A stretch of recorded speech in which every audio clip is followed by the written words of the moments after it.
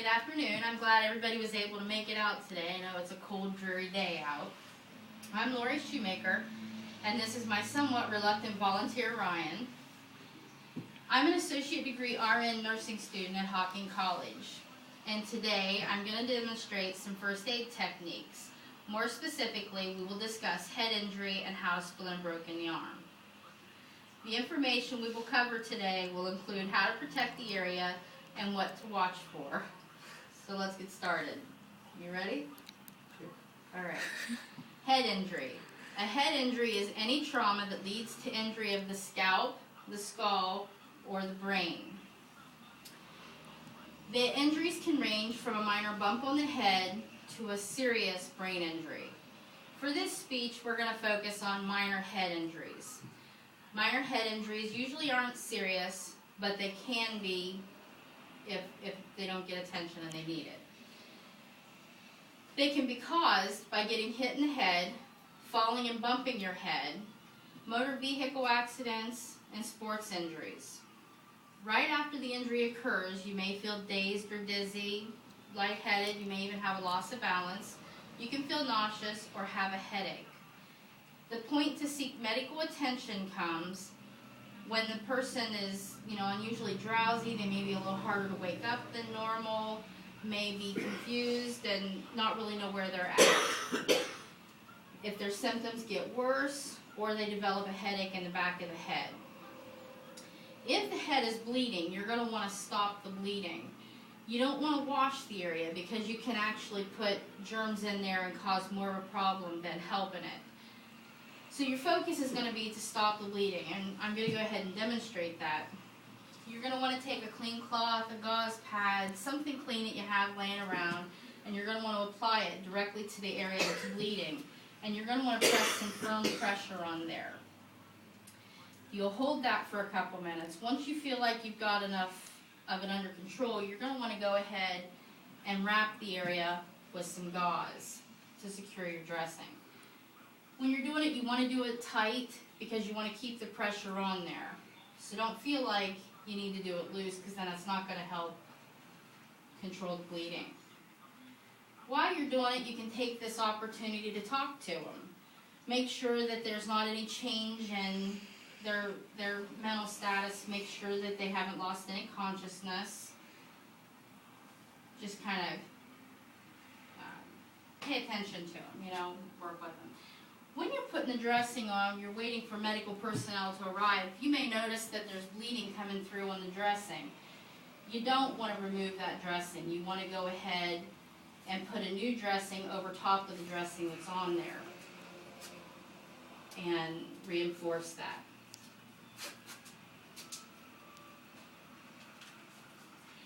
When medical personnel arrives, you're going to want to be able to let them know what happened, when it happened, and what complaints they had, and if they lost any consciousness. Now, we're going to discuss a broken arm and how to splint it. Broken arms always require medical attention. They can vary from a minor broken arm to something really bad, but they're always going to have medical attention. You can have different types of broken arms. You can have an open fracture, or you can have a closed fracture. Open fractures tend to be worse. That's where the bone actually breaks through the skin. If you see this, you never want to try to push the bone back in the skin. You don't want to move the arm. You don't want to try to position the bones.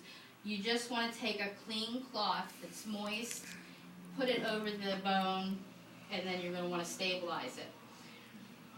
With us today, we're gonna say that he's got a break in the middle of his arm, and it's just a closed fracture, which means that there's not actually the bone broken through the skin. You can see the deformity in the bones, so we're not going to try to realign that. You never want to try to move the bones. So we're going to splint that arm.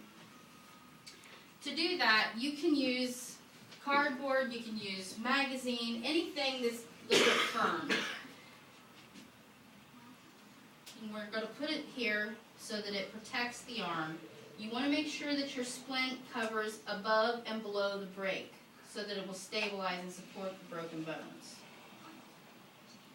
You can use anything to secure that. Tape, string, yarn, rope, or pieces of cloth. You just want to tie it and secure that.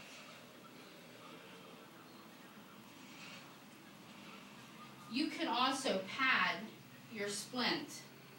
It's not required, but it will help with patient comfort.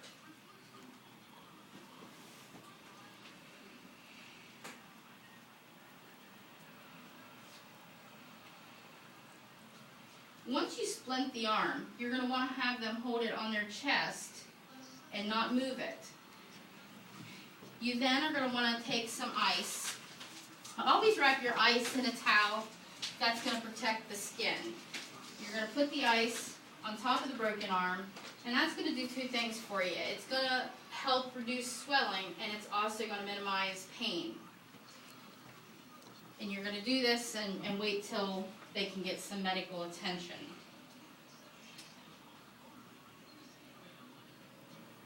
So, in closing, while some injuries can be prevented, many can't be. Accidents are a part of daily life, and they're going to happen. The important thing to remember is you want to stay calm and relax. Does anybody have any questions? Yes. What kind of questions should we ask them? That's a great question. You're going to ask them questions that are going to be obvious, things that they're going to know. You're going to want to ask them, you know, what day is this? Saturday. Okay. Do you know where you're at?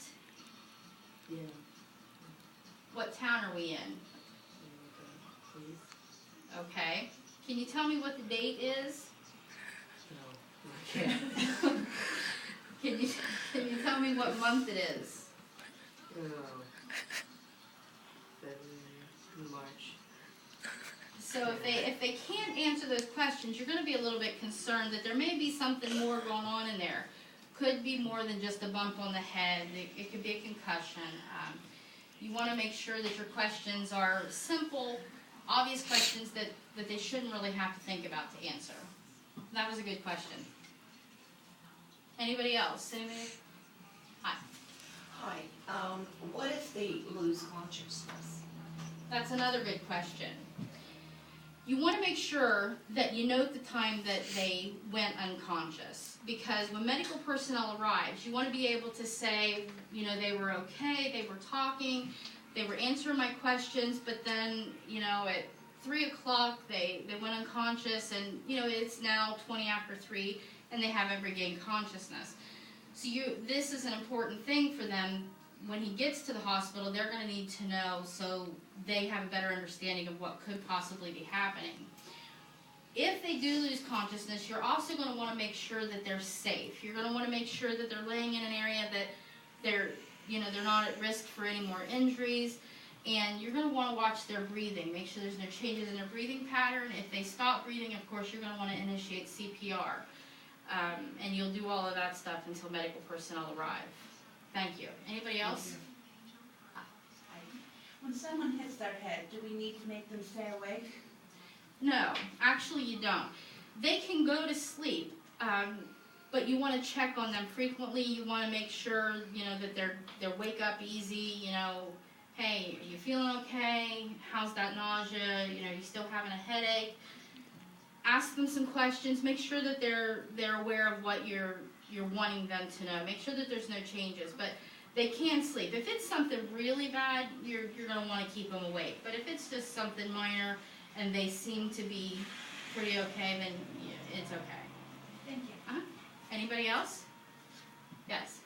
With a broken arm, should you do anything if they say they can't feel their fingers? No.